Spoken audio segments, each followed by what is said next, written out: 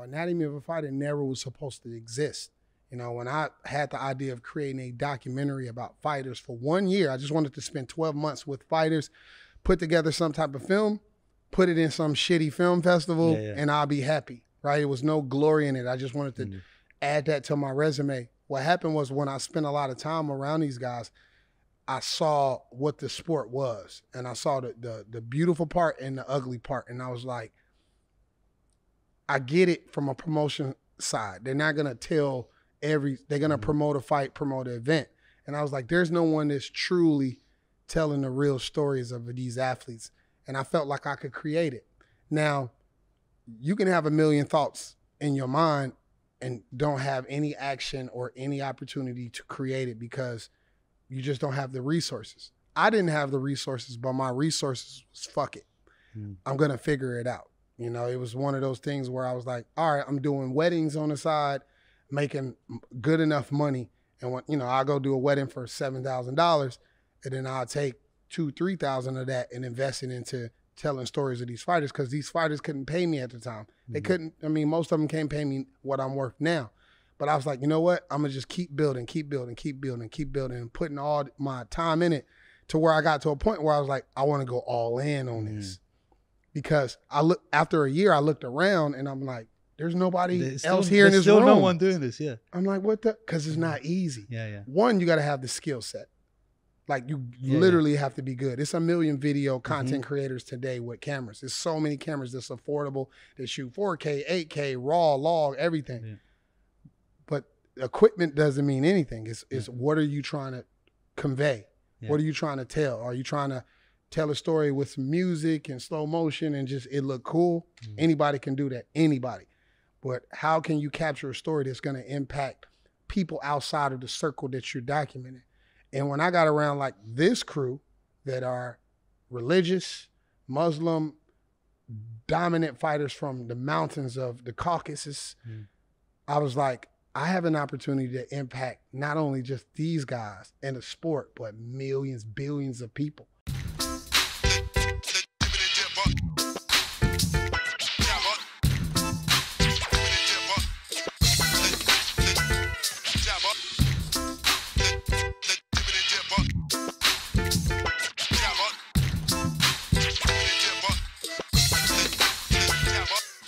Guys, welcome to another episode of Jibber with Jabber. Today I have Will Harris with me. Voice a little hoarse, but I can understand why, because UFC 280, man. Crazy. Dude, the whole thing was nuts, bro. Like even the setup, just looking at the card itself. Forget everything else that's happening. Looking at that card, when that card first came out, I was like, oh shit, it's about to go down. It was like a perfect written movie script. And the ending can't get any perfect. Like, I've been over here for a month with these guys. They've been over here longer. But when you spend all of that time and like you create a biasness just being around these guys, you want to see them win. So in your mind, you're praying, you hoping, please God, just let these guys win, let these guys not get hurt. And then when the results happen, you like, this couldn't have been any perfect. It couldn't. I explained to somebody yesterday, like, if Islam would have won and say Belal won and Abu Bakr lost, you'd be happy, but you wouldn't be because the elephant in the room is one of these guys didn't get the results they wanted. If Belal would have lost and Abu Bakr and Islam would have won, same thing. And if those two would have won and Islam lost, it would have been just, but they all won. And that's the thing that I explain to people in documentaries. Like when you're building a brand and the momentum, like sometimes things go right. And in that case, I documented history in a positive way. And obviously that helps build the momentum of the Anatomy of a Fighter series because once again, you capture history. Last time I was at a fight week, it was Kamaru Usman that lost in the last 50 seconds after dominating the fight. And I captured the wrong side of history. And I talked about that in my final epilogue video of that. And it's like now I'm like, I get to go back to America and put together this magnificent film. Insane. And I've been looking at the footage over the last 2 days and I cannot edit that episode without having my monitors and my speakers. I got to hear every little detail of the film. that should be coming out like Wednesday or Thursday. It's probably going to be like a 30, 40, 50-minute film. I just can't wait. Dude, I honestly can't wait for it. And just like you said, just the right side of history, because I remember I did the episode with Coach Hav, and then I did another episode with Belal straight after, and I posted the episodes, and I was looking in the comments, and the amount of casuals that get in comments and start giving their 2 cents when their 2 cents isn't worth a quarter of a cent. I know. But they're very confident and they're very positive that they know what they're doing. So every time I read one, Bilal's going to get this is going to happen. Islam hasn't fought anyone in his life. He's basically this. He sells ice creams for a living. Like the stuff that they say. And I was like, okay, let's see. Yeah. Let's just wait and see what happens right now. But the funniest thing is, you'll get a couple of them that will go, respect, it happened. But then you'll get some that try to justify some random shit because they just can't just say, you know what, I was wrong. I was very surprised 100%. And it was right. But you got to remember as well, I posted a clip of Coach Hav saying that Islam is the most well-rounded fighter around. Now, what these people need to realize is, this isn't your next door neighbor who's watched 1 or 2 UFC fights saying this. This is someone that's been in the game for a long time, that's seen a lot of fighters, that's trained a lot of fighters, that knows and has experience in what the most well-rounded fighter of all time looks like. Do you know what I mean? So sometimes you got to just, like, as somebody who comments and somebody who watches, remember your place and remember that your experience levels don't dictate anything. Do you know what I mean? You're just a guy commentating. You could be a big fan, but this is someone who's telling you. That's like, you know, in football, like Alex Ferguson, the manager of Manchester United, saying something about a player. Then some fan who's got a big belly and he's in the pub saying, no, he's shit. It's like, come on, man. Sometimes you need to listen. Just shush and listen. Yeah, it's crazy because Javier Mendez is the person that I go to every time when it comes to these guys. Like, he'll give me his true thoughts about any fighter. So I'll ask him, like, what's your thoughts about this fight, Hav? And his assurance, like how he speaks in just confidence about a fight, like, oh, it shouldn't be close. Islam is just going to go through this fight. Like, when I can read him. And when I asked him about Islam, about this fight, it was the same thing. And I was like, this fight is not going to be close. And when I was on the Rogan podcast, I said the same thing. Like, yo, Joe, like, I'm around these guys for the last 5-6 years. They're different. I've never seen nothing like it. Their discipline, their routine, how they're just focused on winning. Money doesn't matter, none of this. They got one purpose, and that's to win, become champion, things like that. It's like anything can happen in fighting, but if that anything doesn't happen, these guys are going to win all the time. They're prepared for it. And it's one of those things that is special just to be around these type of people, because like seeing them on an everyday basis, you go back to your life and you try to apply that same type of confidence in what you're doing, whether you're, you know, building a brand, whether you working, doing something that you're passionate about. Like, it's just a beautiful, beautiful like type of brotherhood to be around. And then the structure around the coaches, Javier, Khabib, all the other coaches from Dagestan out of the Abdul Manap school. It's just a unique setting to be around. It's like something that I think they're going to be talking about 100 years from now as the sport grows. You know, boxing been around over 100 years. MMA has been around for 26 years. So in 50 more years, they're still going to be talking about these guys when they're no longer ever even thought of in terms of being active fighters, but just the history of the sport. And for me, I've been able to capture the essence of that's going to live forever. And that's the reason why I'm just so grateful to just be around this team.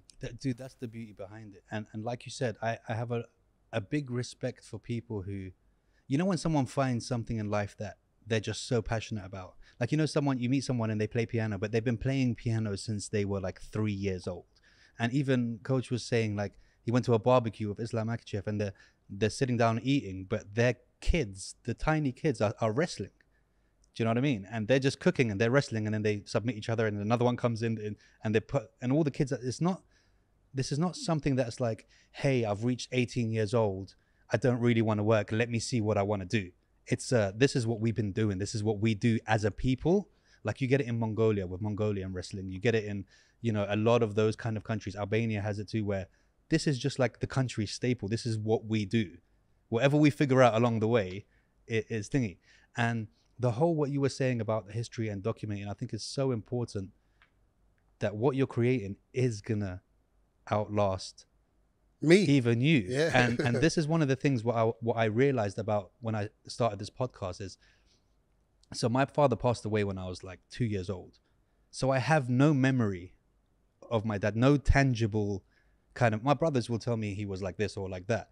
And it made me think for my kids now, for my twins and stuff, that even if something happened to me now, tomorrow, and I had a, you know, touch wood, don't know where the wood is, a car crash, they have over 300 hours where they can know what their father was like. What he thought, his kind of jokes, his stupid jokes, his personality, how he was as a person, kind of thing. And you're just leaving that as well, that legacy that a lot of people don't get. It's a gift that a lot of people don't get to do. Like long after you're gone, people will be going back to your videos, and it happens a lot on YouTube and these kind of things where I watch them now. You'll put a video and it will get maybe, you know, 50,000 likes.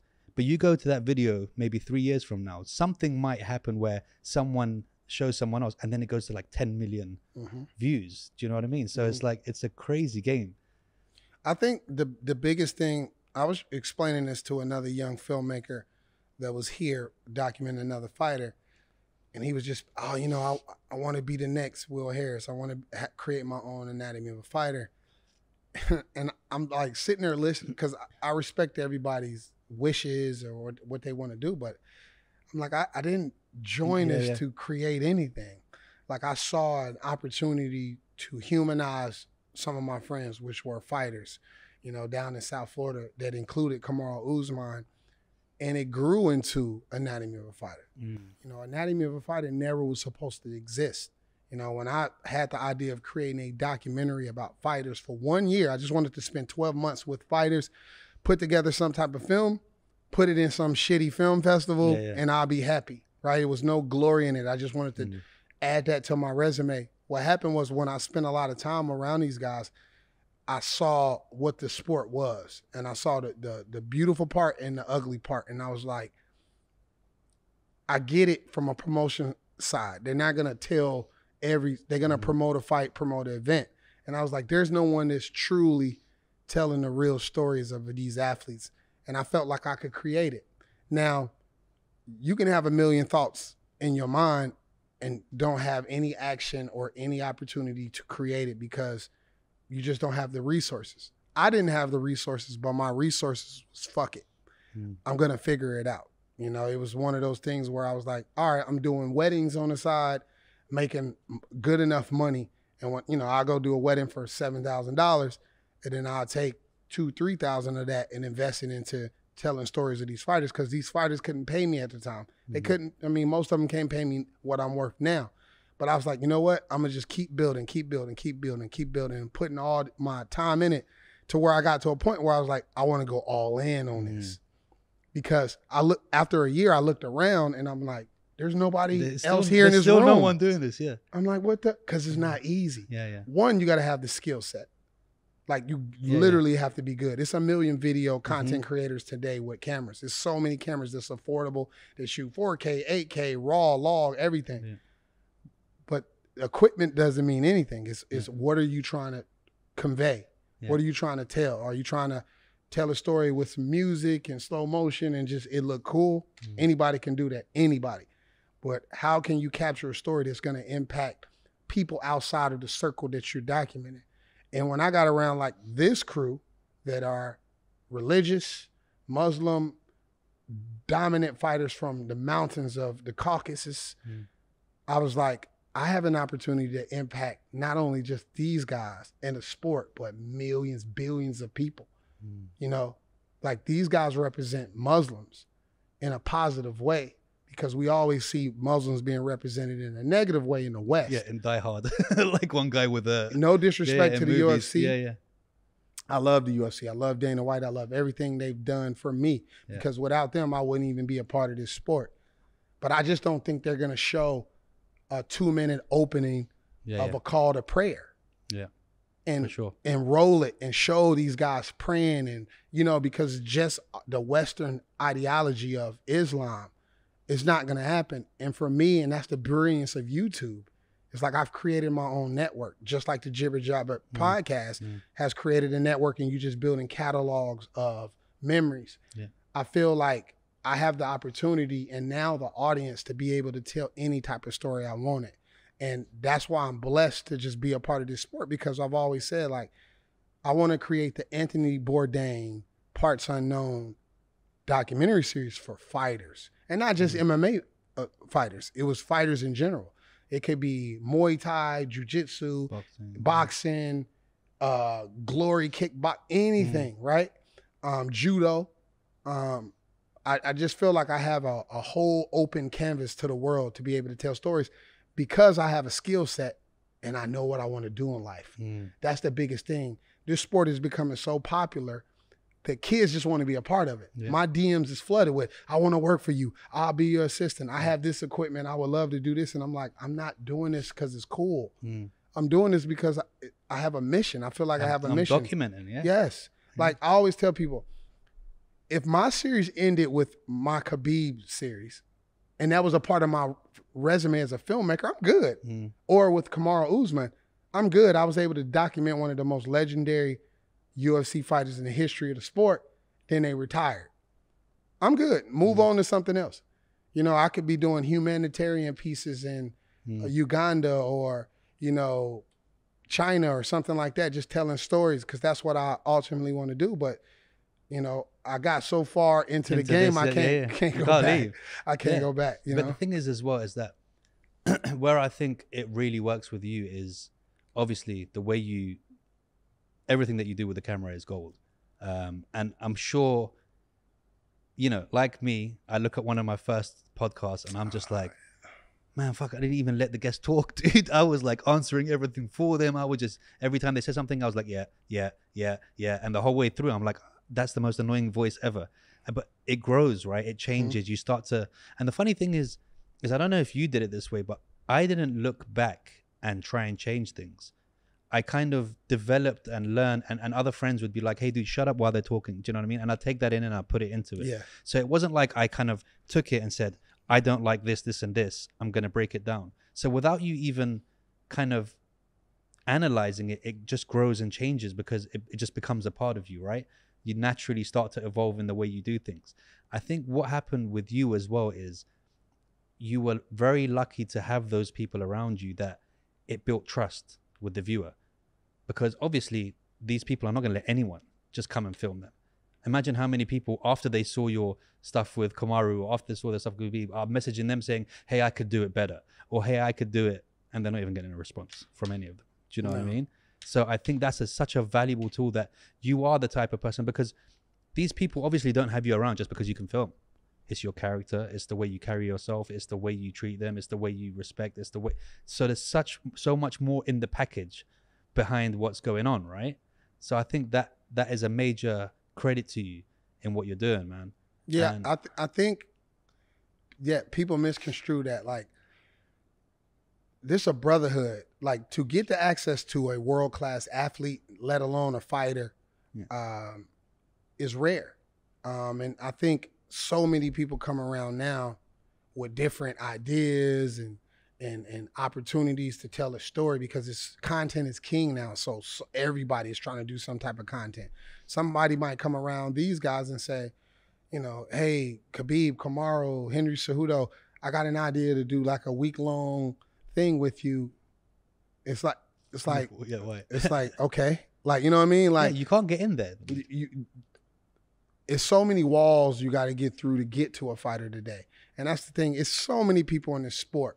And we've known that with boxing, just trying to take advantage of fighters, use it for their own gain, right? They might pay these fighters a little bit of money, but really they just need this fighter to get to another fighter. It's like, I see that people just trying to just climb up the ladder. You know, you might try to infiltrate one camp, do a lower fighter just to get to the higher ranked fighter. It's just an ugly way of how the sport is in a sense, because it's such an intimate, intense, like society community, that a lot of times you just don't get these opportunities. And I've spent the last 5, 6 years with these guys. So when people, I saw a comment when we did the group photo after the fight. And it was just a random comment. And it's amazing how your eyes see those comments. Yeah, right. But I see the positive ones too. But it was like, how did Will Harris get in this team photo? You know, obviously that's a casual if you don't know. Like, this is my family. Yeah. But it's just like, what is wrong with people, right? In the sense of they don't understand, like, so I just posted a tweet today where it showed is the same type of photo that Charles Oliveira had when he was cutting weight with everybody around him. Islam had that same photo, but everybody laughing. And I was just like, yo, I hope every single person experience this type of brotherhood once in a lifetime. Because there's a lot of people in this world that are lonely and don't want to go on with life because they just feel like they don't have that love. I just posted another post on Instagram about Charles Oliveira walking out of the arena in the hallway, and I put the quote from the man in the arena in there because it's like it's a lonely road when you on the opposite end of victory, right? You know, Caitlin Jakukian, I'm sorry if I missed, Blonde Fighter on YouTube. I mean on Instagram. She posted that like I thought my phone stopped working because when you lose, it ain't ringing, right?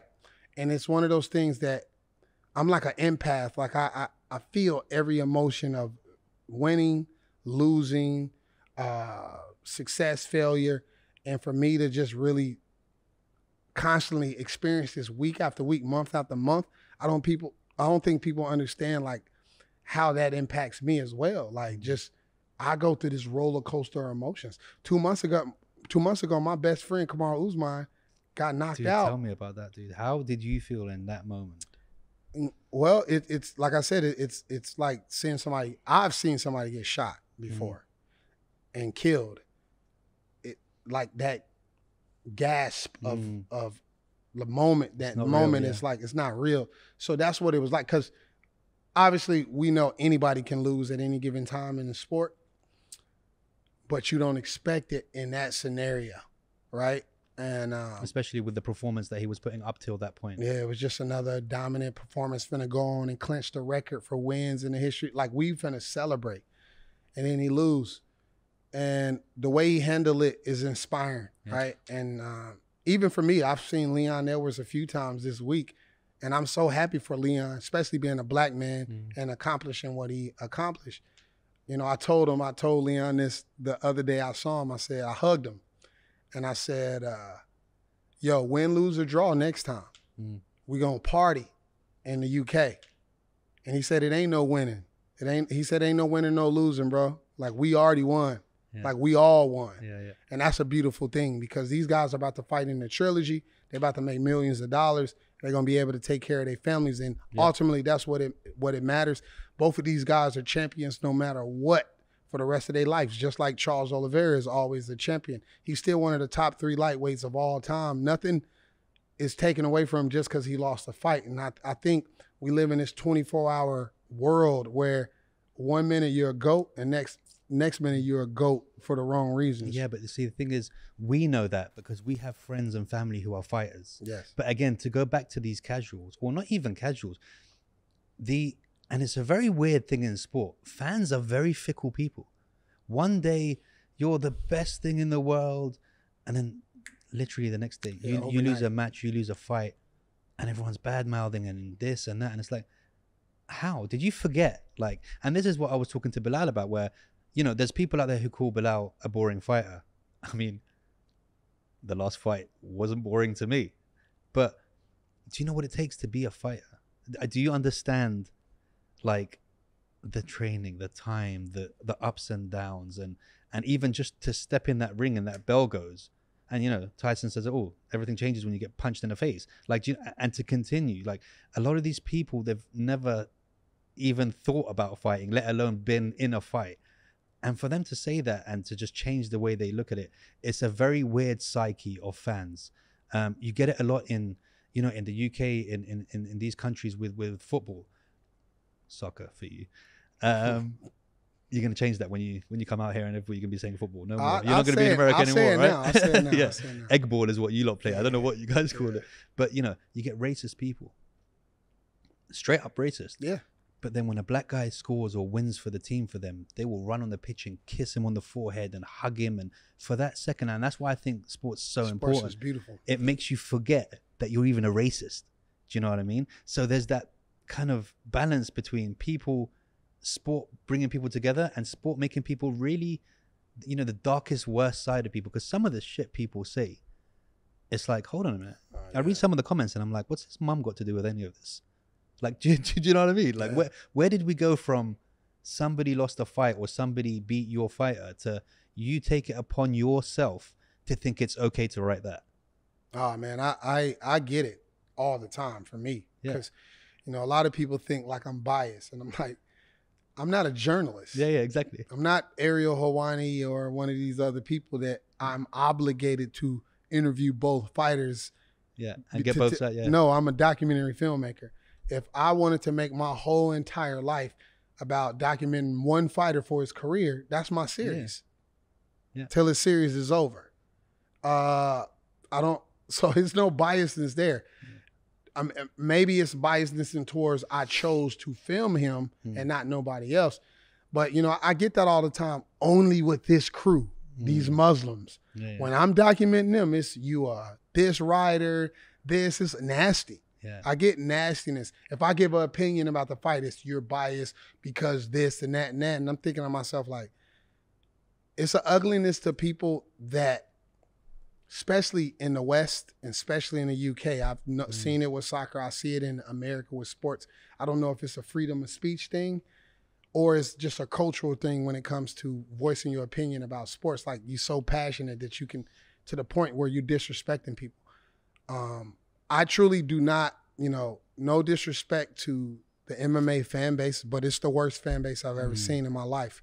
I see people argue about LeBron James and them all the time, and they can go back and forth. Maybe it's Jordan versus LeBron in the debate, but in this sport, it's straight personal disrespect immediately. Like, you know, I've seen fighters offer like fans to come to the gym and meet them in the gym because it's that personal. I'm like, it's like Deontay when he did that. He was you should not take it that personal. But that goes back to Joe Rogan. Don't read the comments because it'll really drive you insane. It will upset you as well. But there will always be, like, for example, I will have some episodes. It'll get 1,000 comments. 998 of them are like, wow, what an episode. I love the way this happened, or I love the way that. Then 2 who will be like, I hate that host. I hate everything about him. And I'm like, first of all, why did you feel you have to say that? Yeah. You can read the room. Clearly people like this episode. Do you know what I mean? But somebody will always have to be there. So I'm just like, I mean, I get the whole don't read the comments, but you have to. When that notification pops up, it's like, I wonder what they're saying about it. I wonder if, as a creator, turn your notifications off. Yeah, but as a creator, you kind of want to know, did they like what I created and gave to them or not? And I always look and I'm just like, look, majority is far, big majority is good. So obviously these guys are just dickheads. See, I don't, like, for me, I don't, because I'm an artist and I'm creating what I wanted to create. You, right? No, sometimes. I don't care because it ain't nothing you can say to offend me. Yeah. Because I just know, because, you know, like on YouTube, you have your like, the dislike ratio. So I can just go to the analytics and say, oh, 98.9% of people like this, or 99.5. Okay, everybody liked it. It got 10,000 likes, 1 million views. Why do I need, you know? I see stupid stuff like, oh, this is okay, but the UFC is better. It's like when people say, oh, this is way better than UFC content. It's more personal, this and that. And somebody be like, bull crap. You know, UFC blows this away. And it's like, that's $1 billion company, man. Yeah. I'm doing this with no budget. But also, and it's one of those things where I'm like, I like that somebody can come on there and be like, no, the UFC is better because you see what you're comparing me to? Yeah. Yeah, but this is the thing. What these people also have to understand is, I don't have to do this for you. No. You're privileged that I am. And, you know, at any time I can just be like, I'm done with this. 100%. You know what I mean? And that's the whole point with even the bias thing. You can be biased because this is my content. That's like, I don't care what you think. Like, this is what I enjoy doing. And one thing I noticed as well, I found it quite funny with the whole, with DC, because I felt like this card, DC had to kind of like be very, like, to work on his bias because there was a lot of was stuff getting that, it. He was do you getting know it. what I He was getting mean? So he had to kind of be correct. Which is dumb. Yeah. He's known him since he's came over to AKA years ago. But he's got to commentate. So it doesn't matter. Like, you can't commentate and be like, yes. no, he doesn't do that. Like, Yeah. maybe he speaks positive of Islam because he knows him better than Charles. Yeah. Like, and that's what I don't understand. Like, it was like when Edwards and Usman, I'm the one that was going to bat for Leon Edwards. I remember Kamaru made a post about Canelo, and I tweeted out, like, I retweeted his, like, listen, no, I love my friend, but he needs to focus on this fight he got with Leon Edwards and stop worrying about Canelo. People forget all of that. But when fight week come around and I start releasing content, oh man, you never show the other side. It's like, for one, you got to get access to the other side, right? And then two, you have somebody that you have an interest in that you're focusing on. Anatomy of Fighter is a one-man production. Like, I can't, like, maybe in a fight week, if they in the same hotel, I can run down to one hallway and another hallway, but people just don't understand it. So that's the reason why I just don't take a personal interest. Like, I understand in a podcast sense, because like you have to do it routinely. And like if I did a podcast and somebody said, I can't stand his voice, like I'll probably notice that too and like piss off, right? So it's one of those things for me. It's like, I'm an artist. Like, I see the ugliest art in the world be selling for millions of dollars, and I'm thinking, like, maybe that was his intention to make it that way, right? And that's the same thing with film. That's the beautiful thing about what I do is, like, I can, like you said, I don't have to do this. Think about it. I'm the only one in the locker room of that skill level with a camera filming all this. I don't have to show y'all this in a few days. I gave y'all 8 episodes that did wonderfully online. I could be like, you know what? We going to save this for a documentary 10 years from now. I don't have to give you. Well, you could even, you have enough followers and enough fans to be like, hey, listen, this is only going on Patreon. Yeah. And you got to pay for it.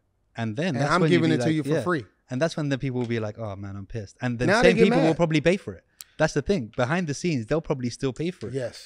Yes, because they want to see it. Yeah. You know, you know how YouTube got now like a member, join member. I remember I made a post. Finally, people was asking me that. Where can I donate? Where can I support this? How are you giving us this content for free? Right? I don't have any sponsors, nothing. So I remember when I like I said, you know what? I finally joined memberships, like for the price of a cup of coffee. You can join Anatomy of Fighter. This will help me be able to build some revenue to create new content. I saw some comments like, no.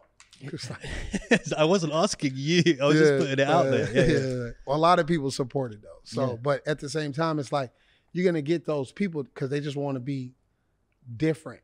They want to be over here while everybody's over here. I think especially like Raging Al, A La Quinta. Yeah. I seen him all week getting so much love here in America. I mean, in Abu Dhabi, and he taking hundreds of photos. People losing their mind. Raging Al, can I take a photo? Blah blah blah. And I told him, I was like, bro, in America, you're not getting this love. We ain't getting this love. I took 1,000 photos being over here at this trip. I saw you post a story, been like, I don't know why they're taking photos. Yes, and it's like because they love you, they value you. Eddie Alvarez, I'll never forget this. That's one of my close confidants in this. In the sport, I go to him for advice all the time. Like when him and Mighty Mouse left the one championship and they went and got paid, they left and got appreciated somewhere else. And he always told me, like, sometimes, you know, his nickname is the Underground King. He traveled all over the world to become who he is. It's like sometimes you want to leave America to go get your value somewhere else, or you have to. I feel like at this point in my career, and what I built, that's why I was an advocate on Rogan talking about I want to spend the next 2 to 3 years in the UAE, because I feel like coming over here, so many stories to tell in this part of the world, and not just here, but in Europe and Africa and Asia. Like I'm able to just get to places quicker. You know, like I can go to Egypt and do a fighter that's fighting for some other promotion that's not the UFC, but everybody telling me like, yo, Will, this guy's gonna be a champion in UFC one day. And if I can get to Egypt and you know, 2 hours. in 2 hours and spend 3 days with him and come back here and put a film together before his next fight, in 5 years or 3 years, people look at it like, that's the guy that Will Harris documented 3 years ago. You know what I mean? And now he's 5-0, you know? So that's like catching Hamzat 4 years ago.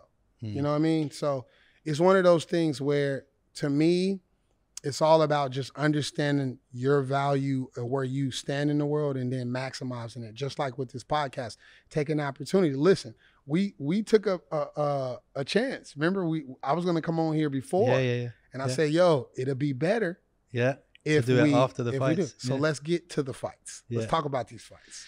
Bro, where do you want to start? We got to start with Belal and Shaun Brady. Yeah, let's start with that. Dude, look, so I couldn't be there, right? And I had two of my boys who had important events here, close friends. One, he was doing some improv thing into the acting. The other one, he's an artist and he was doing an art gallery. So first off, I get into the improv thing and I don't know when Belal's fighting. So I'm like, UFC Arabia is on my phone. I've got my headphone in. So I'm sitting there at the back. I go right to the back. And then the guys come out who run the show and they're like, listen, we want everyone at the front. And I'm like, oh, for fuck's sake. All right, cool, whatever. So I literally go there and I said, listen, they go, can we just turn all phones off? And I was like, listen, my boy's fighting, so I can't turn my phone off. Like, I can't.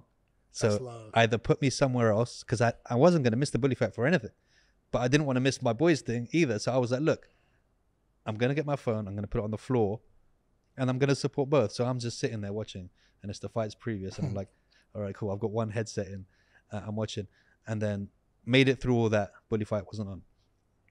Then I was like, okay, shit, I need to get to the next event now. And by the way, I've got my laptop in my bag the whole time, like for when I get to where I'm settled to watch it there. I'm driving to the H Hotel now to the next event. Bully's fight is next. I'm like, shit, I've got my phone there. I'm speeding down the road, running. I'm speaking to my other friend who wants to watch it, who just did the improv. He's a big UFC fan. Yeah. So we're on the phone while he's in my ear. The thing's on there. I'm driving. I'm like, we got 5 minutes to get to the hotel. They're walking out to the ring now. Flying around. We park the valet. I pull up my laptop and we're sitting in the lobby of the hotel. Now, this is a posh hotel, dude. There's people there having business meetings and sitting there. Bro, if I tell you the whole hotel turned around and was looking like, who are these two bums screaming, bro? Because the second Belal got that punch, you know, in that second round, we got it in. We're like, Belal! We're screaming in the thingy, watching it on a laptop, and there's people like checking in and stuff and going to like fancy dinners. Bro, we were going nuts, bro. When I saw, like, I knew he was going to win. He knew he was going to win. And it wasn't one of those where, you know, where some people are like, I'm going to win, but you can tell they're not quite confident. I felt like it was written in the stars. He knew he was going to win. When he did that, bro, dude, even the walkout, I was just analyzing everything. I was looking at his face. I was like, does he look nervous? No, he's all right. He's all right. You know, walking there, he's getting his stuff done. Bro, what a fight, man. Obviously, when I knew he joined Kabib for this camp, like I was confident, like his mentality was going to be there for this fight, going against these guys every day. I've seen Belal get his ass kicked in training, because that's what they do. If you're not getting your ass kicked in training, you're not in the right training camp. And Belal said that on camera too. Like, if you're not going through some tough days, then you need to go find another camp, because that put him and Abu Bakr was pushing each other, right? I didn't tell him this the morning of the fight when they was, doing a little shake off. He looked so sharp on his feet. And I wanted to tell him this, and I didn't tell him because I'm superstitious. You're like, just in case. I don't want to be the reason what changes. But I was like, everybody was like, Mike Valley, his coach, was giving him words of wisdom. Lou Taylor was giving him words of wisdom. And I looked, and, I went and hugged him in a training room in the morning of the fight. And I wanted to say, yo, bro, I honestly, I know you're a good fighter, but I don't know if I thought you was going to be a world champion. I knew you was going to be able to compete for one. But this morning, you look like you're going to be the future world champion in 2023. Like, I looked at Belal like, yo, bro, Belal is going to be the champion when I can see it. You will, yeah. His mentality, how he's improving, how he's always willing to get better, how he's stuck by his team, that discipline. And when the fight happened, and I saw it wasn't going to be any takedowns, I was like, Belal been looking sharp. He had trained here. I filmed him one morning. I hadn't put it out, where he trained at Cobra Fitness with a Cuban boxing coach. And he was hitting like this Cuban boxing coach. He hitting mitts with this guy. And I'm like, Belal is getting better. And when it became a striking fight, obviously I know who Shaun Brady is, but from what I saw, I knew Belal was better in striking. And when it became a stand-up fight, and somebody had mentioned, like, this fight might be like the Kobe Usman first fight. Like, even DC was saying that during these guys cancel each other out in the striking. So, I don't know, man. I'm just happy for him because he's put himself in a position where he's basically beating everybody he can to get a title shot. And he's probably not going to get one next because you got the trilogy. Like, if Kamaru would have won, he is fighting Belal next, which is awkward for me because they both my friends as well. But now he's in a position where he might fight the winner, depending on how long he waits, or fight Colby Covington or Khamzat. Because I just don't think Colby Covington is going to fight Khamzat, so I think Belal and Colby Covington will fight. And that's an amazing fight for Belal. That's a crazy fight as well, yeah. And I think he will fuck Colby Covington up. So I just think he's in a lovely position in his life, and I'm happy for him because, I mean, you know, he's a very proactive guy when he, you know, being voiceful, speaking about Palestine. He's a Muslim. He was able to be around his Muslim Brotherhood on this camp, and it's made him a better person. And for him to receive the rewards of his fruits of labor, it's a beautiful thing with Belal. So, you know, the ceiling is... Yeah, and he's got to continue with them as well, man, because how'd you go back after that, right? Kabib said in the locker room to Javier Mendez, if he's fighting in America, he has to do his camp at AKA. Yeah. You know what I mean? It just makes sense, dude. But another thing I noticed, look, I love Dana, I love UFC. And again, my opinion doesn't matter. But I felt like I was analyzing Dana's page leading up to this. I was analyzing the UFC page on Instagram leading up to this. No Belal. No? Nowhere. Only on Anatomy of a Fighter. But everyone else, though. But no Belal. Yeah. And I was like, is this a Palestine thing? Is this a... You know, I made a joke. I made a joke in a clip when he had went to go get his equipment, like gear and stuff, bags. They was giving him like the checklist. It was like, remember, no flags. You got to sign this paper. You can't. They stopped that because of him. I was like, I joked and said, because of you, this happened. And the guy was like, it wasn't because of anybody. But honestly, it really was because of Of course it was because of him, man, dude. Look, at the end of the day, the way it is like they got, every business has to answer to someone, right? Yeah. And when that someone is paying that kind of money, they make sacrifices, whether it's the right or the wrong one. But again, I don't know if you noticed this, but did you see the UFC and Dana's page? I didn't, but I also understands the politics of what, but it's what not that fair. is. I mean, even making it a prelim as well, I think that was a bit disrespectful too. It was, because the next fight was not entertaining at all. But also he did get more eyes on him. Yeah, but his stock went up 100-fold after that. Hey, and man, he can't be a prelim fighter after God don't make mistakes, man. Yeah, right? You know, it's one of those things where even me, like I literally have the biggest platform in the world outside for these fighters, documenting them outside of the UFC. It's nothing big. I've been on Rogan twice about this series. I mean, I'm not afraid to tell the type of stories. You can, because you own it. So, but that's the thing, is like, why I'm not getting a knock on the door from ESPN or the UFC to maybe collaborate on the series. That's the thing. They're not going to. That's what I'm saying. I was going to ask you. I was like, have the UFC not offered you? No, and I live in Vegas.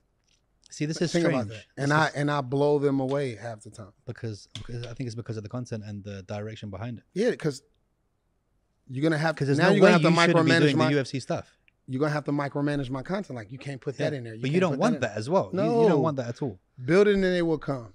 The thing that I've always heard in life is you got to put 10x into anything. You do this podcast, where it is now, look at the people you getting on it now. Imagine in 10 years. Yeah, exactly. I said that in 2019. I said that in 2019 on Rogan.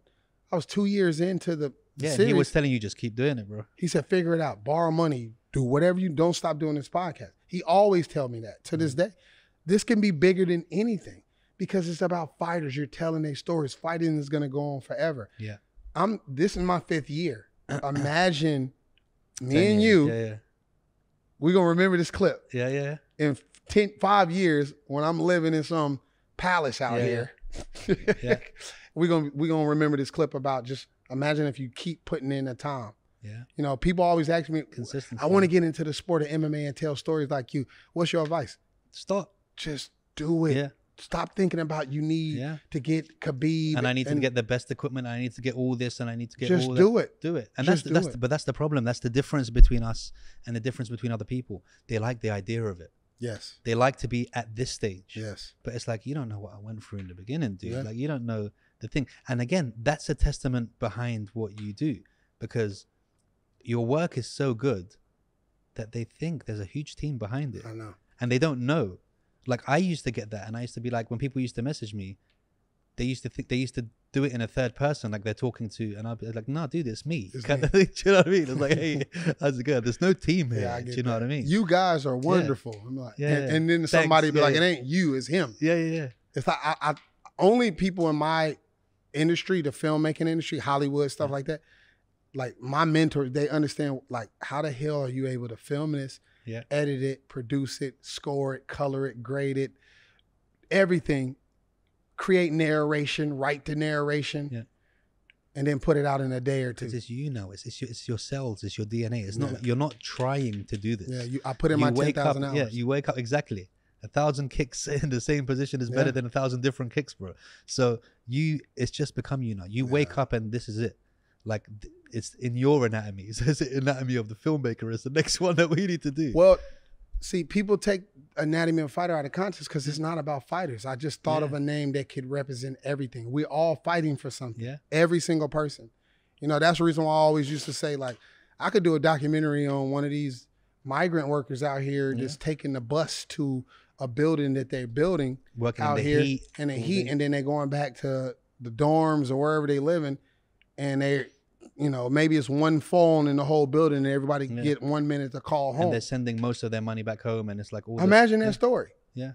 Now that's Anatomy of a Fighter presents this story. So I feel like people don't understand the concept around what I'm trying to do. People come to me all the time and say, man, I want to get in this sport, in this lane and do what you do. And I'm thinking like, I'm not trying to stay in this lane. Yeah. I'm trying to go to another. I'm trying to kill. But look, this is another thing. When you move out here, be prepared, because you're going to get Uncle Mustafa and a lot of people who are going to be like, listen, my friend, how much do you need?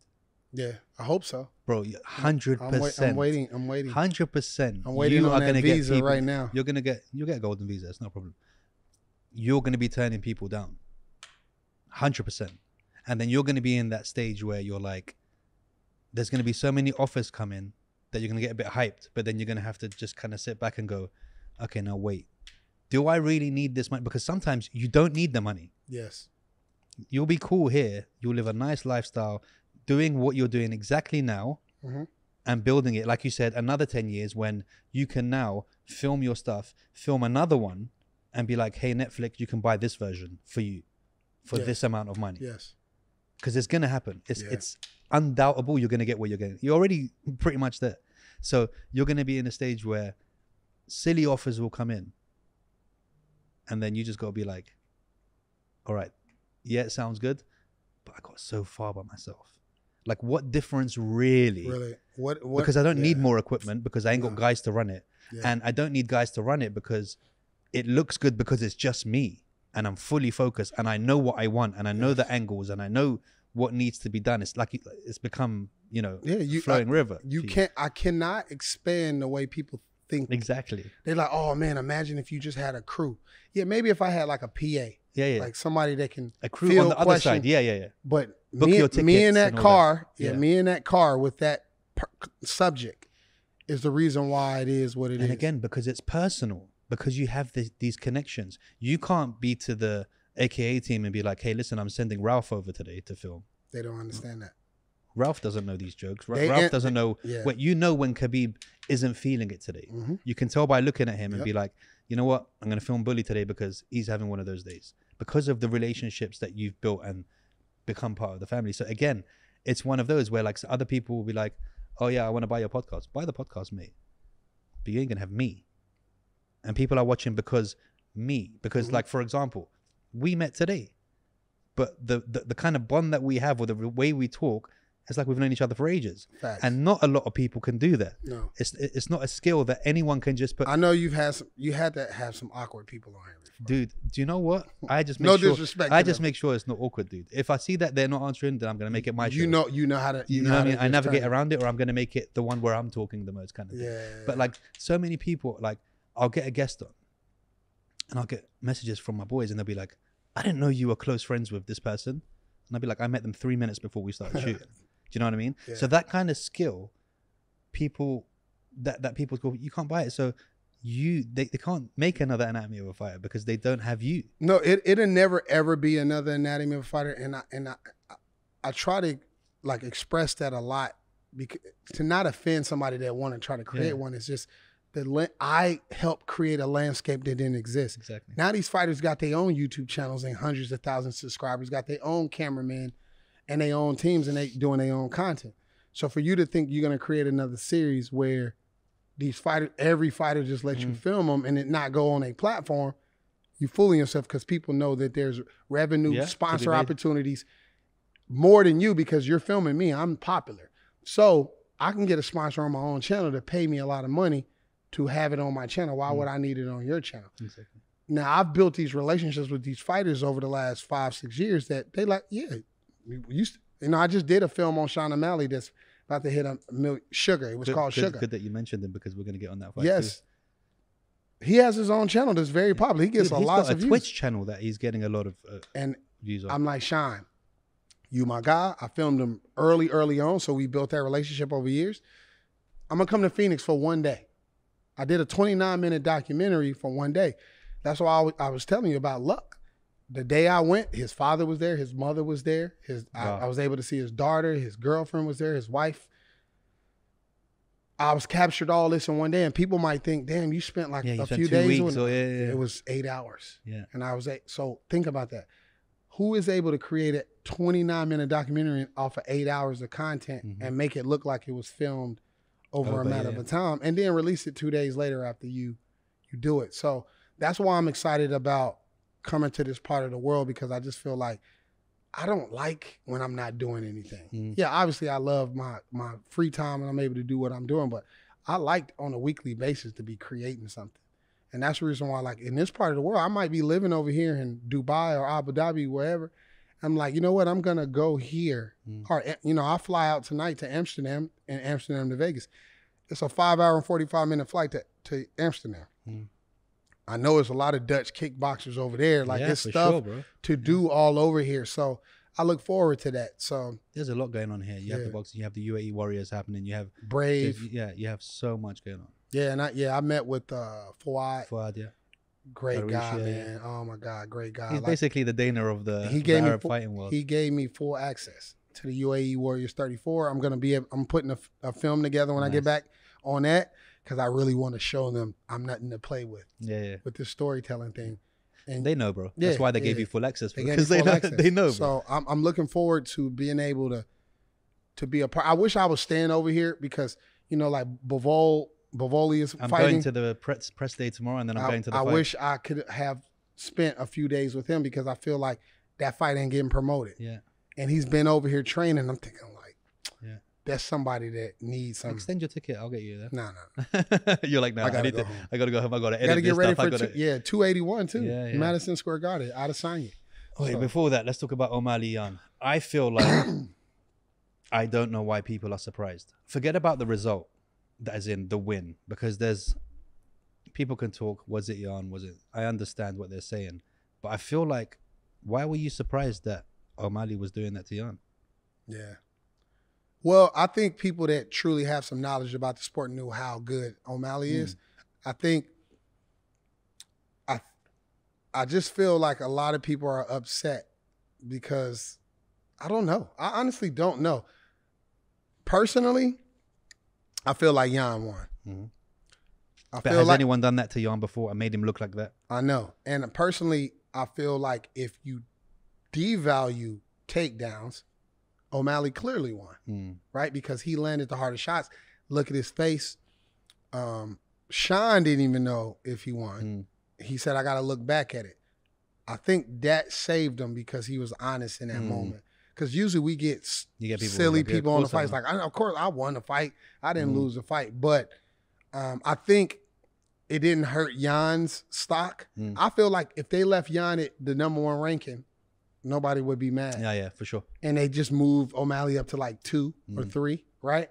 Moved everybody down. But he deserved to be in the talks to be in 2 and 3. Who you thought won, though? Honestly. Honestly? Yeah. I felt like it was the right decision, man. You feel I felt like it was way too close. I felt like positioning wise, where they were, #1 and what was it, 15? What was it, 11? Yeah, something like that.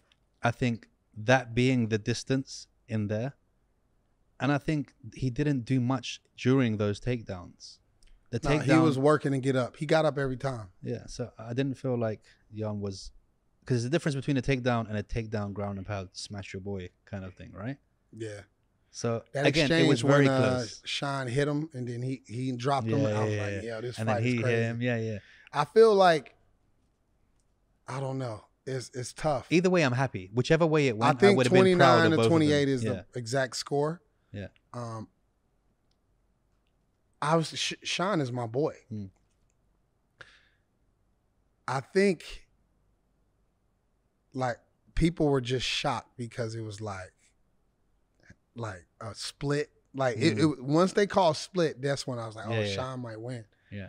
But I think Jan's a lot of people well. are shocked because people thought it was a clear. No, I don't think it was a clear. But no, like it was a close fight, but it was clear that Jan won. That's what people were Is that thinking. how you felt?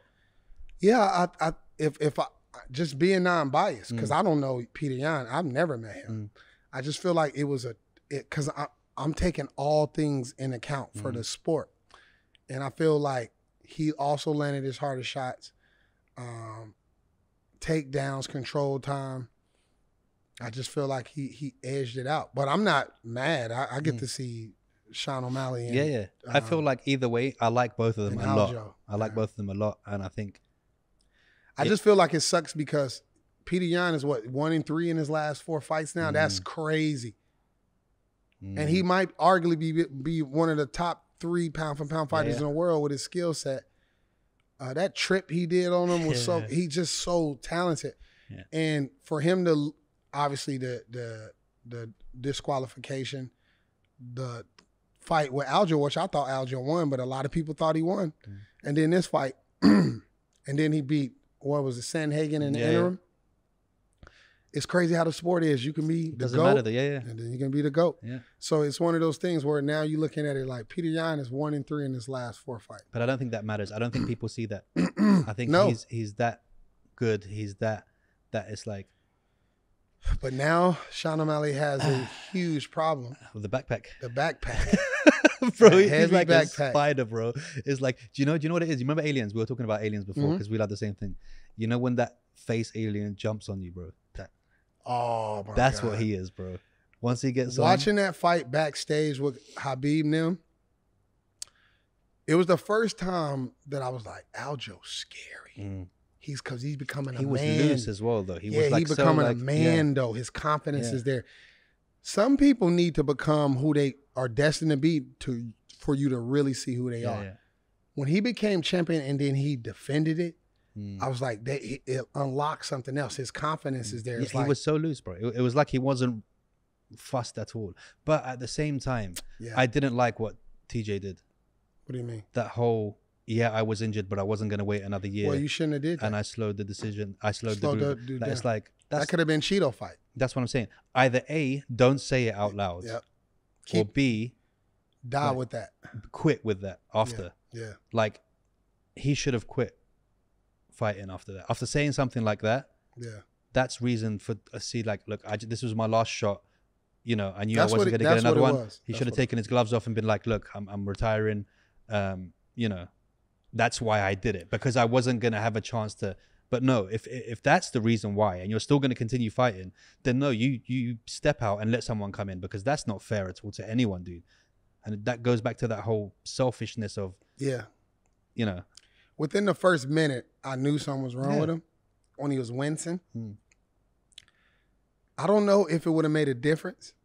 Yeah, it would have made a difference. I don't think it would have.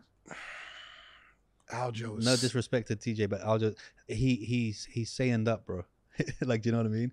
He's once you go Super Saiyan, that's it. It's done. I want to see, because O'Malley is slick, but is he strong enough? Yeah. For when he gets your back. I know. Listen, Sean O'Malley and Aljamain Sterling on the feet is not even. It's literally like Aljamain on the ground with Sean on his back. It's not even close. Like, Sean would piece Aljamain up night and day. But can you keep him up there? You can't. That's the problem. And that's the thing with Kabib as well. It's like, you know, coach was saying he wasn't the best puncher. He couldn't kick for shit. But once he got you, and he will get you. And that's the problem. Yes. Like, if Aljo doesn't get you that first, he's getting you 3 or 4 times in a round. Like, even if you manage to get up or he gets to the single and doesn't get he's going to get you again and again and again and again. So that's something that you really got to worry about with him. He did say in the presser that he don't know how many times he can keep making 135. It's tough for him. Yeah. But I kind of feel like he said it because that's how good of a guy he is. He want Marab to get a chance to win the belt. Yeah, because it's part of the team, right? So it's like, let me move up, give you a chance. Yeah, let me do it. I think he'd do well at featherweight, Aljo, but he has to work on his striking because those guys at featherweight got power. You see what I'm saying? So, but if he get their back, the fight is over. But I feel like the Russians, like some people are just special on the ground. The fight I truly want to see is Henry Cejudo and Aljamain. You think he's going to come back, yeah? For sure. No, he's 1,000% coming back. I just don't know if, Dana said, yeah, I mean, maybe I'll make that fight next. Henry Cejudo versus the guy that had the belt, never lost the belt. He gave it up. He retired. He knocked TJ out in 50 seconds. Cejudo's the Tyson Fury of MMA, bro. He really is. He's like, the lineal. I'm done. I'm finished. Yep. Forget this shit. I'm not doing it. Then champ. 3 weeks later, he's just like, nah, I'm kind of not. Like, I know. But at least Tyson Fury fights. Yeah. Because Henry been waiting for a while, but he's getting his weight down to come down. So I don't know what you do. Because think about this. You could easily do Sterling versus O'Malley for the title. Yeah. Or you could easily do Sterling versus Cejudo and O'Malley versus Cheeto. Yeah. Because Cheeto's next in line too. That's the 4 fights right there. It's beautiful that we just have all these options, man. That's it. Yeah. Like, I think you either, because I don't know if you do Cejudo, Cejudo's not coming back for not a title. No, he's coming for a title. He has to. He has to. And he's earned that as well. He doesn't deserve Volkanovski's like featherweight. If he can get bantamweight back and then go up, then I feel like he can be the triple C for real. But now we've spoken about Volkanovski, let's talk about no. You want to go right into it? All right, what we saying? 280 main event. Yeah, Makhachev, man. Oliveria. It went as I expected.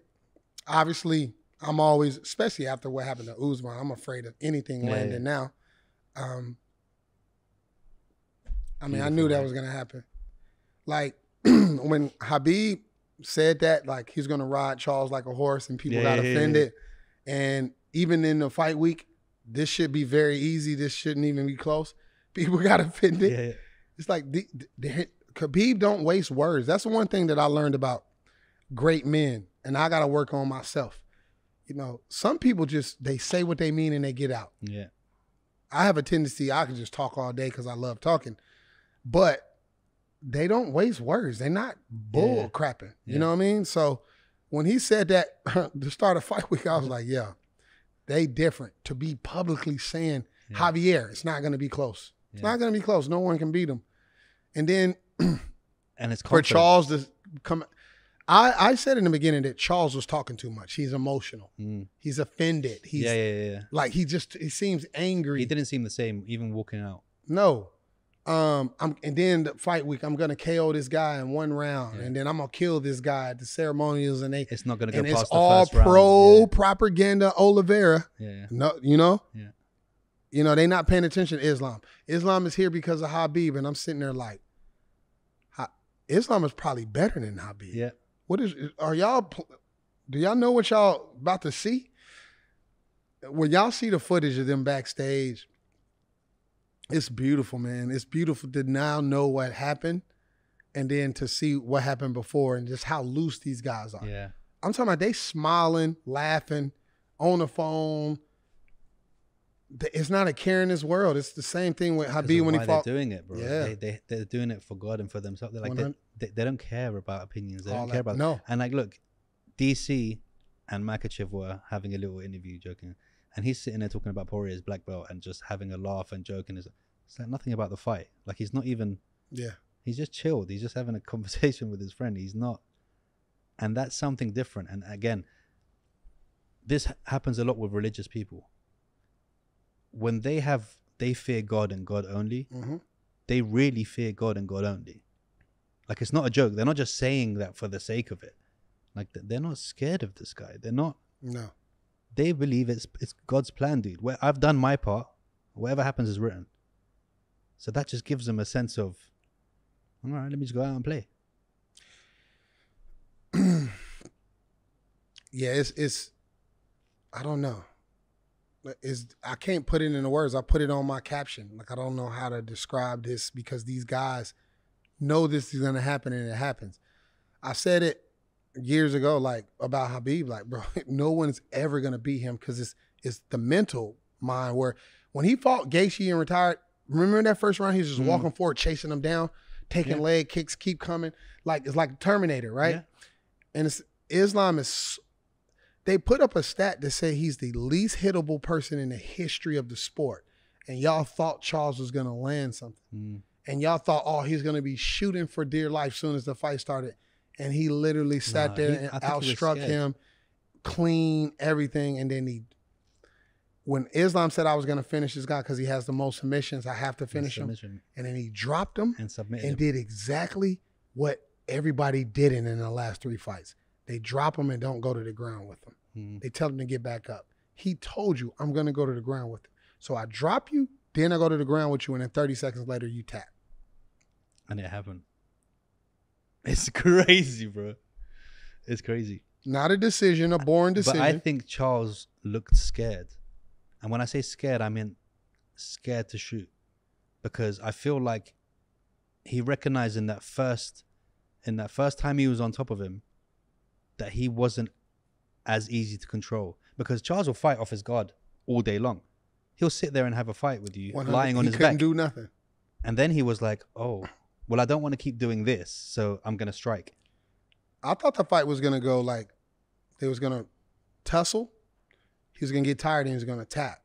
But what happened was when Islam hit him with the judo trip, that's when I was like, this Charles has to be thinking like, nobody does this to me. This is real.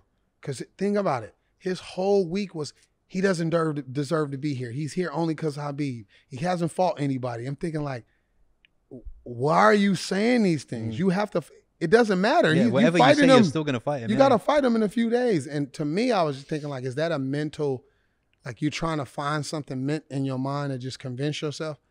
Like you telling yourself like, I'm going to knock this guy out. He doesn't. And I was like, you don't believe that.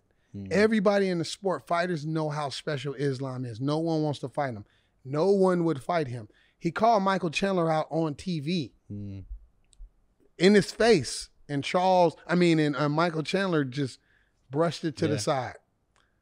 Like, because it's like, and it's not a joke, Like with Volk, I love Volk. I truly believe now that Kamaru Usman lost, Volk deserved to be number one because of the dominance of how he looked at featherweight. You reckon that's happening next? You can bring in Islam to teach you wrestling.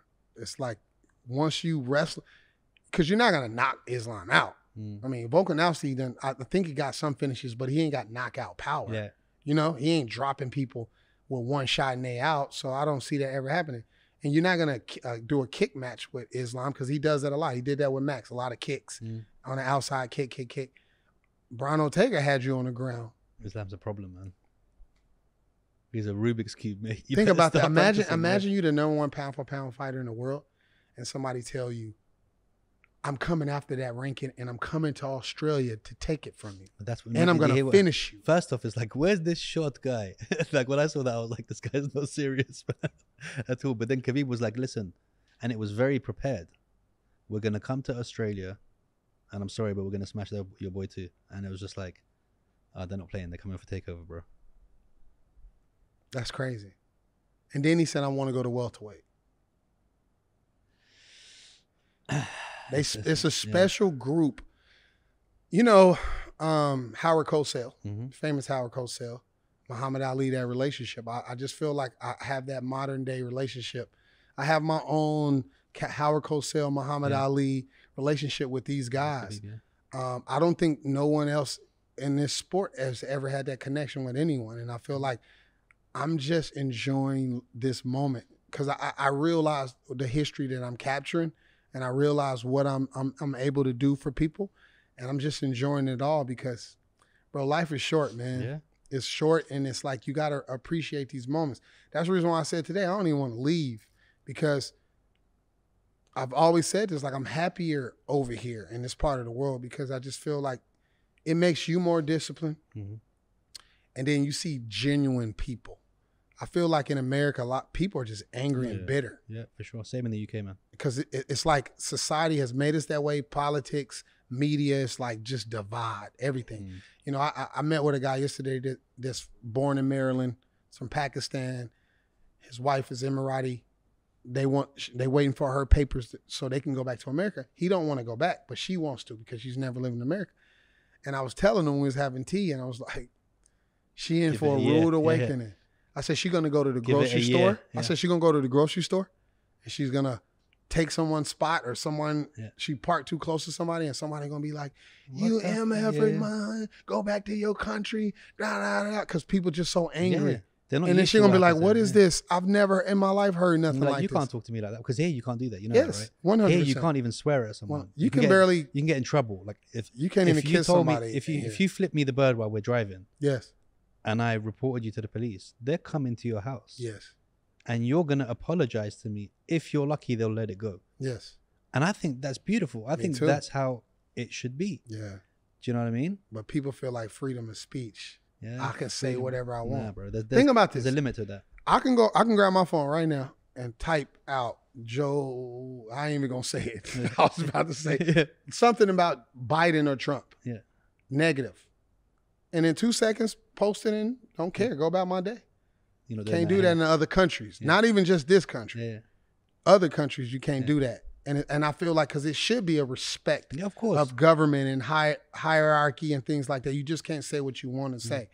I understand, like in America, we're not living in a dictatorship or nothing like that, but we living in a democracy that is built to divide people in order to get votes, to pass laws, to do things like that. And for me, like, I'm going home tonight. I got to deal with all that negative stuff that we deal with all the time. And like I've always said, like I'm a black man in America that drive a nice car, live in a nice place, that work my tail off to get where I'm, and I still got to deal with stuff like that. Obviously, I understand there's underground things that's going on in this part of the world that we might not never see. And that's in every country. But as a black man and from America, born and raised, like Chuck D said that years ago, like, I tell every black man in America to get a passport and leave the country, and then you will see your value outside of the country. I'm not just speaking of like the opportunities to make money over here. It's like just to be respected as a human being. You respect it. The value, people smiling at you. But you know what the crazy thing, and this is what I tried to go about doing since I've been over here a month. Even the people that's driving me in the taxis, opening the doors for me, I'm nice to them. Like, because the hospitality that I'm receiving, I give it right back to the people here. I'm not looking at this person that sees us every day at the hotel we staying at, this 5-6 star hotel, that see us every day and they know we're important because we here. No, I'm smiling and handshaking them and fist bumping them, making them feel wanted too. In America, you say hi to somebody, they want to know why. Even Belal was saying that. He was like, why is everyone, where we come from, someone's like, I want to take you out to dinner. You're like, what do you mean? This is a setup. Somebody's obviously trying to get me somewhere. Do you know what I mean? To do me something. But it's like, I mean, that's how life should be, dude. Again, like you were saying, I guess Kabib to you is, De Niro to Scorsese, right? Yeah, 100%. In your film world and stuff like that. Like, put it like this. You know what I've accomplished in this short amount of time. If I, like we said, I don't have to be doing this. If I stop right now today, no more Anatomy Fighter, it's over. I don't care. It's done. I won. Yeah. I dominated something. I'm the cream of the crop. You know, like I said, when people say, oh, you're not better than UFC Countdown when they do their documentaries, I'm thinking like, okay, I'm 2 or 3. You saying that they're better than me and somebody else is not or is. I know what I've impacted in this sport. The person that created it has come to me and told me what I've done for the sport. So I don't care about anything else. So that's what I'm saying about just appreciating the moment, because there will come a time where I'm doing something else. Yeah, but don't forget as well, and I get this a lot with, you know, this podcast. Forget about where it's going. The relationships and friendships alone that I've built through this, through doing this, through conversation, through, you know, I mean, when do you ever get to sit down and talk to a stranger or even a friend for 2 hours, an hour and a half, nonstop? Yeah. It doesn't happen anymore. Like, if nothing came out of this podcast, but the relationships that I've built so far and I end it now, my life's already better. 100%. And the same with you. If you decided no, now to stop, look at all the friends you've met along the way and the relationships and the brotherhoods you've built along the way. You can't buy that. No.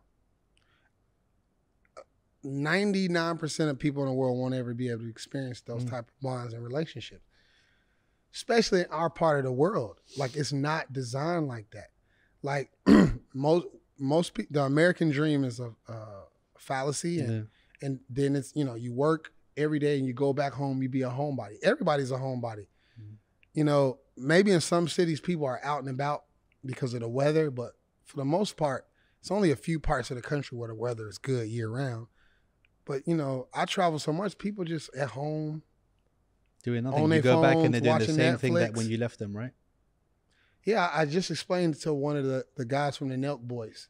I was like, man, the crazy thing is that I'm going to go home and I'm going to talk to some of my friends, and they're going to tell me about the same shit they was talking about when I left. Like, this girl, I bought this money, this and this. And I'm thinking like, bro, I just left a month of guys praying 5 times a day, shaking everybody's hands, hugging them. That's all I did for the last month, like a brotherhood.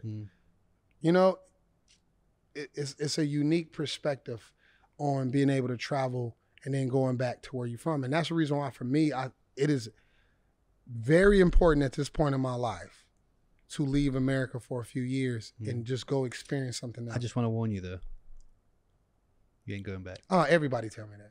And I'm just... This few years is just your fun way of packaging it to yourself. That I ain't never coming back. You ain't ever going back. Well, the goal is for the next 2 months to go home, get my affairs in order. Just say goodbye, bro.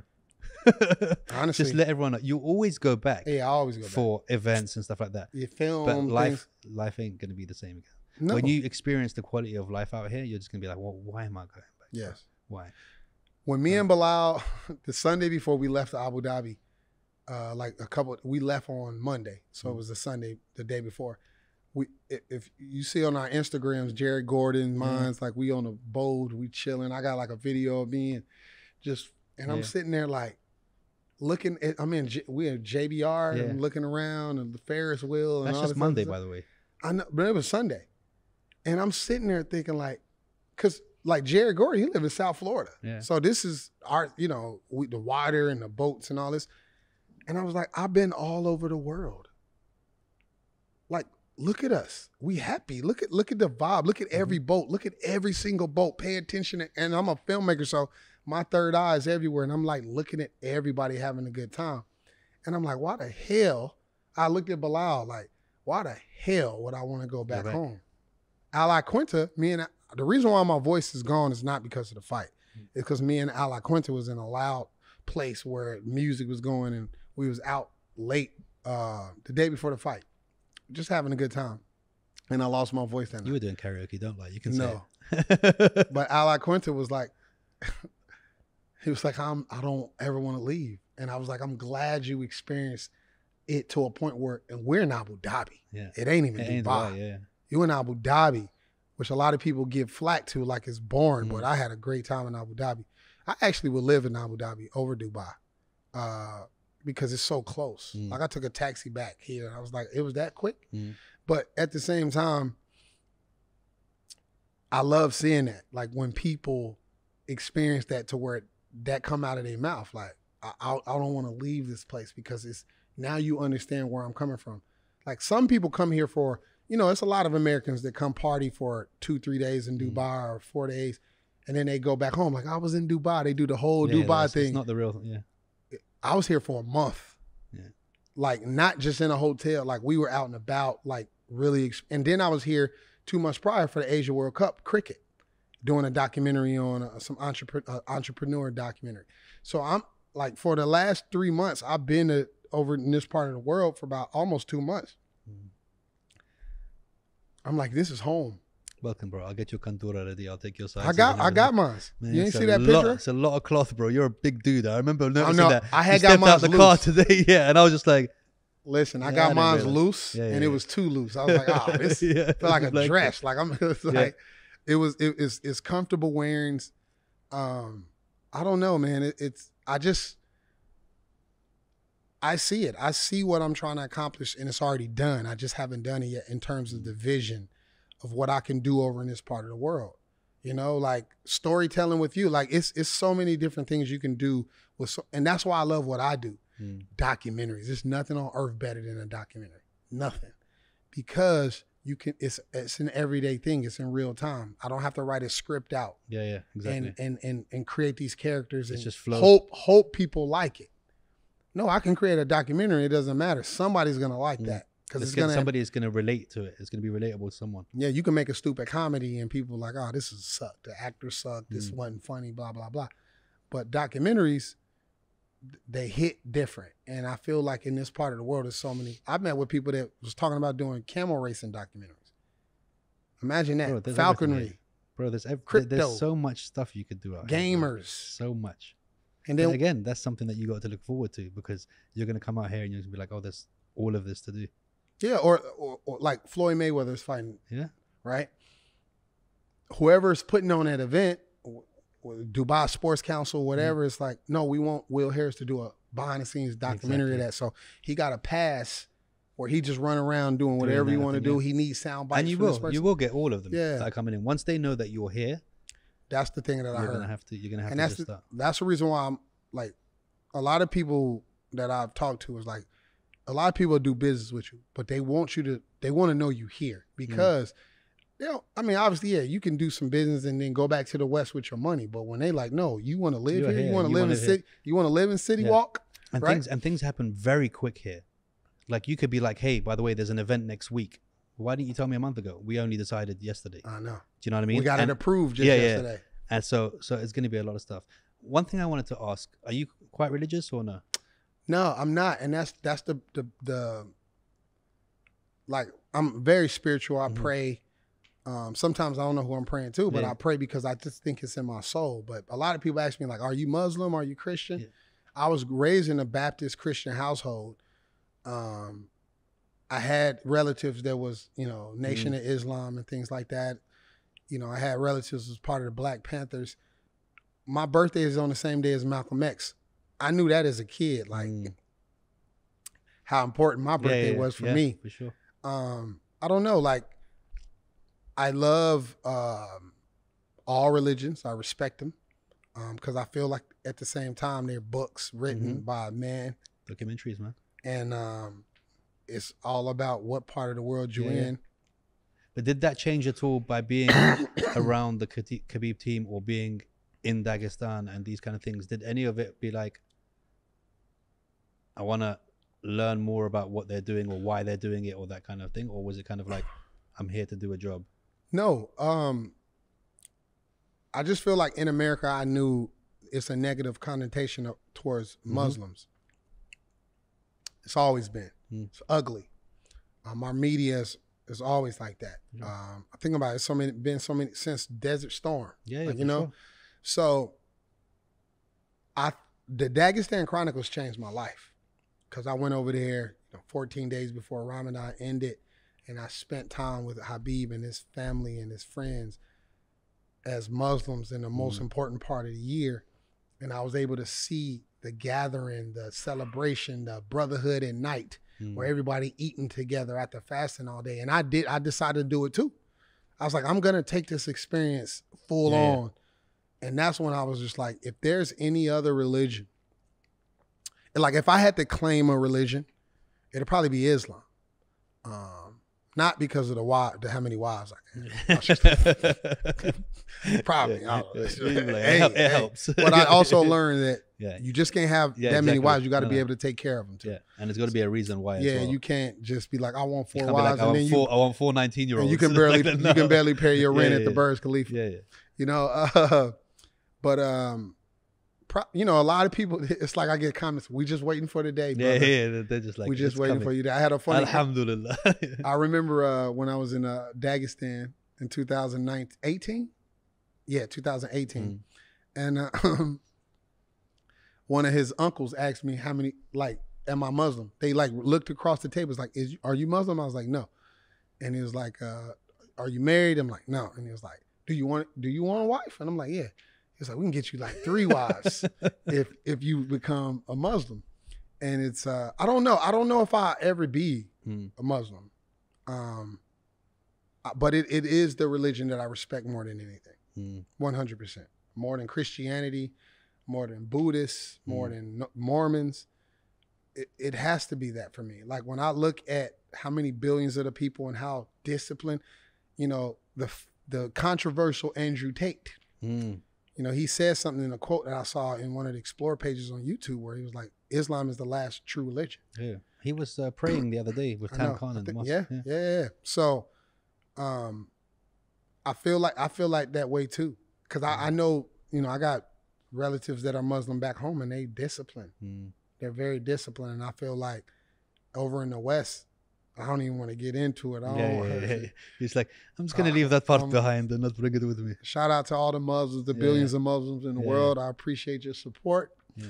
I also appreciate the support of the Christians that love Jesus Christ. Yeah.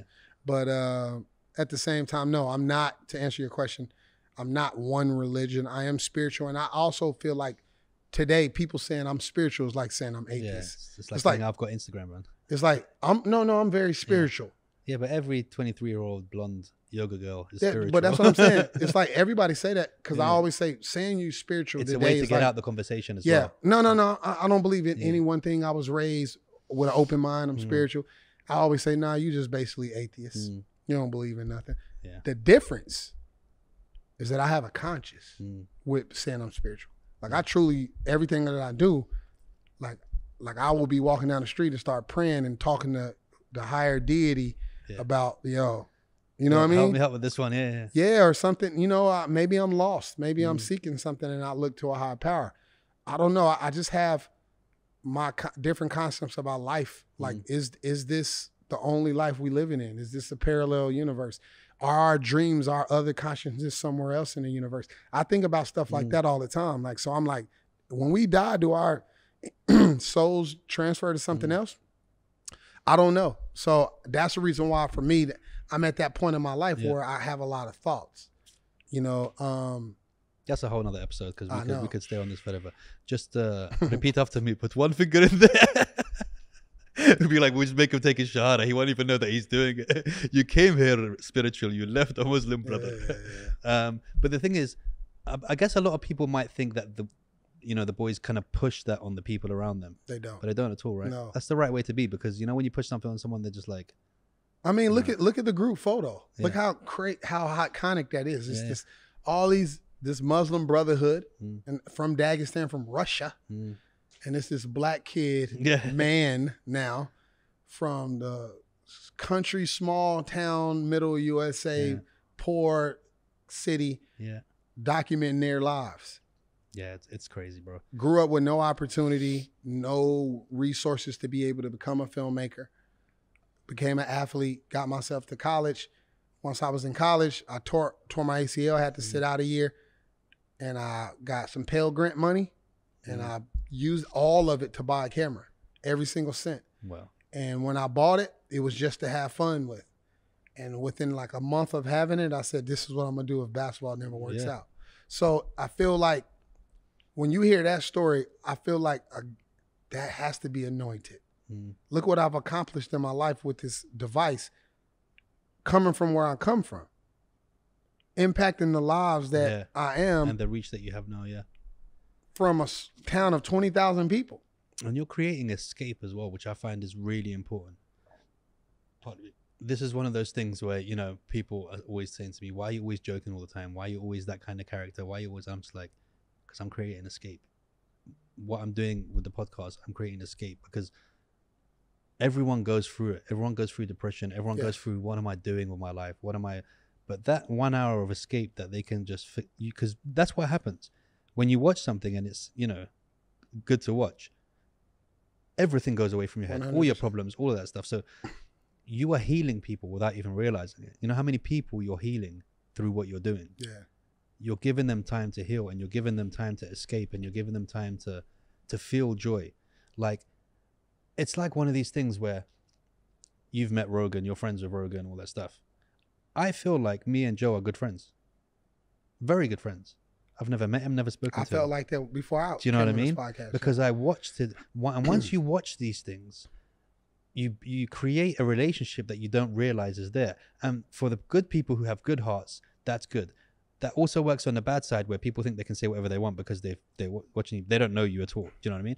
But like, you are creating a friendship with these people and the fighters. 100%. Do you know what I mean? They feel like they know these fighters. They're not going to be like people who watch Anatomy of a Fighter.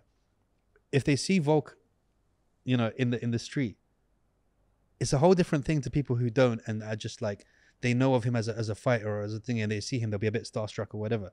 You create a bond between people that you actually indirectly, through synergy, connecting human beings that would never meet each other or are never apart or never have the chance to. 100%. So it's a beautiful thing what you're doing, bro. Only like testament to what you're doing, bro. Well, I appreciate Honestly. that, because I feel like that part, like, think about these guys and how close-knit they are. They don't let a lot of people in. They are protected. All people wants to get to a certain level, because there's that stage of. So the fact that I'm able to get the access I get, put it out, and people get to see that side of these people. Like, think about it. Like, you get to watch Kabib praying with his brothers for free. All you got to do is just click a play button. It's a special thing that we're living in now today, because we used to only see this on high, you know, HBOs. Yeah, of course. And even then you wouldn't get it. Yeah, but it's one of those things where, I don't know, like one of my favorite documentaries of all time is When We Were Kings with Muhammad Ali. And I used to watch that even before I picked up a camera. Like, I love this type of storytelling. Like, it's fly on the wall. You just there. Ali knows the camera is there. He'll talk to the camera when he needs to. I always wanted to create something like that for, I honestly, it's just weird because I didn't think that what I created would become this. Like, I didn't, because just like you said about those guys, they're not fighting for fame or money. They're fighting for a purpose. That's what I was doing. I was just trying to create a series that I felt like could impact the world and humanize these fighters. I always tell the same thing. August 14th, 2017 is when I created the YouTube channel. August 21st, I made a post on Instagram. I didn't have a huge Instagram at all. You can't even name your channel unless you have 100 subscribers. I had 56, 34 to go. I went on there and said, listen, I know I don't have a lot of subscribers. I got 56 subscribers. Shout out to all the subscribers.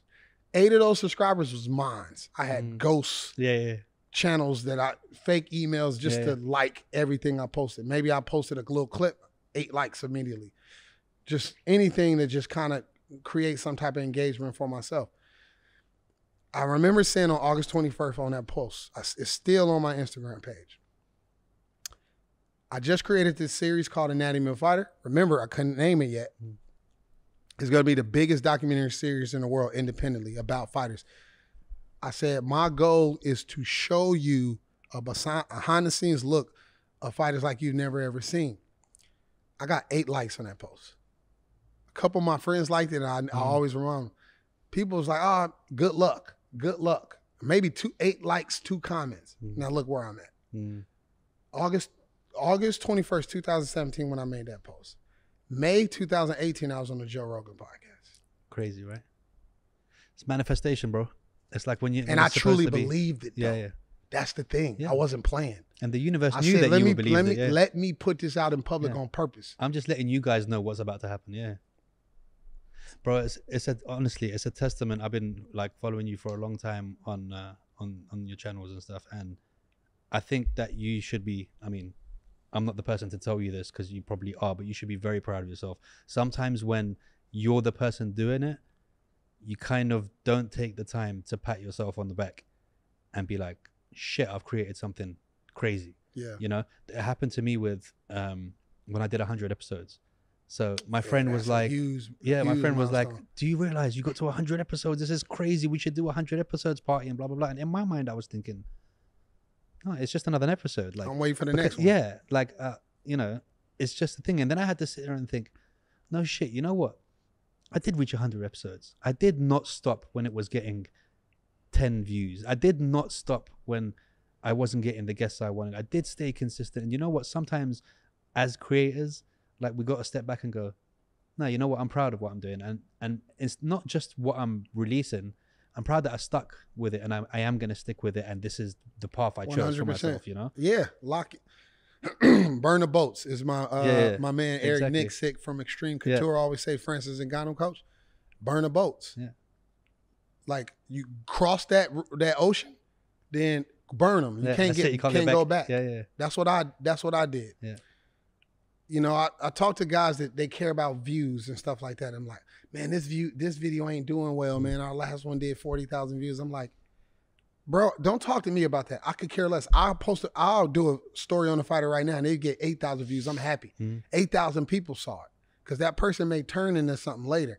I'm not doing nothing for no views. Yes, I'm aware that this video got 1 million. I released a video last week. It got 1 million views. Could care less. I truly don't care about no views. I only care about telling a story. And the beautiful part about me, excuse me, is I get to do this through trial and error. One episode I may be like, man, that wasn't the right song choice. I get to do another one because it's my platform. I get to, you know what? I get at a 7 out of 10. Yeah. Next one, I got to get a 15 out of 10. I got to be powerful. Same way with this. Listen, if people know me, they know I drop stuff fast. I'm quick. I'm like a magician with editing quickly. I could have already released something for Islam. The algorithm would have been like, because that's how they engage it. Yeah. They engage it. You got to release it quick because the algorithm, release it a day after, release it 2 days after. This is art, bro. I'm not rushing. That's why I didn't do the episode with you before, because this Monday is an episode about personal branding. I've got a friend of mine, Maha, who does Gary V's personal branding and all that stuff. But your episode coming out on Monday after Belal and after Coach and algorithms would have been the best time to do it. But then we would have recorded it before the fight. And I'm like, what would it be the actual best content? Yes. What am I going to get the best out of Will? Which conversation is going to be the best this one? The fights? Yeah. Because the other one, I didn't really want to do it. Yeah. Like, man, so, I'm tired. Do you know what I'm saying? Yeah. So like sometimes you just got to be like, no, forget the views. But I knew we was taking a chance. Yeah. I'm like, damn. Because I'm like, I might not want to do it after. Bro, I believe that it's written, bro. I believe that like if it's going to happen, it's going to happen. 100%. 100%. I knew you would come. I built it. I knew you would come. I got to make all the connections before I move over here. You know? So it's like, yeah, I mean, I know I'm plugged. So it's like, it's one of those situations where like if I'm living over here and somebody in town, I can get them on this podcast too. Bro, do you know what? I'm down to work together with a lot of things. And I'm down to, obviously, whenever things like tomorrow and Bivol and all that stuff, you're going to be the first person I call to. And I know we're going to be good friends anyway. Forget Give about... me a pound on no, that, let's do it. Let's do it. You know, let's stand on the table and hug, bro. No, but you know, you sometimes meet people and you just know. It's not it's not a question. And I can't wait till, honestly, you come out here. I know you got a dinner. We've been 1 hour and 40, so I don't want to keep it too long. Even though you were like, I got 20 minutes. Listen. Yeah. Like, that's like Rogan. Like, yeah, right. He's like, let's get out of here. We've been here for 4 hours. I'm like, 4 hours. Yeah. It goes quick, bro. But because you got a dinner, I'm gonna let you go now. I appreciate it. It's been an absolute pleasure to have you, to welcome you to Dubai, to welcome you into the family. And we're gonna do a number 2 for sure. You know, Definitely. we're gonna do When you I move, move, right? We'll do it dressed in candoras and stuff. I was bro. gonna wear one today, Yeah, we'll do but it. I was like, we're gonna do it next That's time. the deal. We're That's both gonna be wearing yep. candoras, full retragals There you on go. that, and I'll start sending you some Arabics to learn for when you're out here, bro. You need an Arab English guy on your side for sure. But thanks again. Is there anything that you feel like we forgot or no? You want to cover? I just want to appreciate you having me on. Obviously, I'm blessed that my guys won. It's been a beautiful, beautiful month-long journey over here. I appreciate all the fans that's been watching Anatomy of a Fighter, especially the Prelude series and then the Anatomy of UFC 280. And this finale is going to be phenomenal, man. It's something that I'm just salivating to get back to America and work on. I want some previews sent to me on WhatsApp. Here's a preview. Yeah. There's a scene that I can't wait for people to see. Steven Seagal was waiting in the locker room for Islam. That's what I wasn't in the locker room, but he was waiting for 20 minutes for Islam to come in. He never came. So he found out he was doing media. So he found him. So I'm filming Islam and I see, you know, I'm camera. Steven Seagal comes up. But listen, I'm getting like goosebumps thinking about it. Because it's just a wonderful moment where Islam, he's like, Islam. And then Islam looking down, he look up, legend.